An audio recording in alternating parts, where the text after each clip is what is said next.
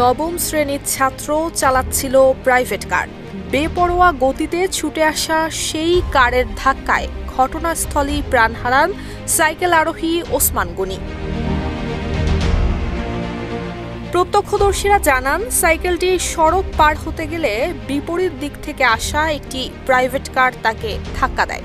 এতে সড়কের পাশেই ছিটকে পড়ে ওসমান গনি এবং ঘটনাস্থলেই মৃত্যু হয় তার। পরবর্তীতে স্থানীয়রা গাড়ি চালককে আটক করে পুলিশে খবর দেয়।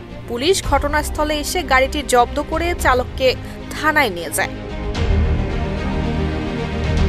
11 জুন বিকেল 5:30টার দিকে চট্টগ্রামের হালি শহরের বড়পোল এলাকায় সিলভার বেলস স্কুলের সামনে ঘটে এই মর্মান্তিক দুর্ঘটনা। জানা গেছে, নিহত ওসমান গনি ছিলেন বান্দরবান জেলার বাসিন্দা।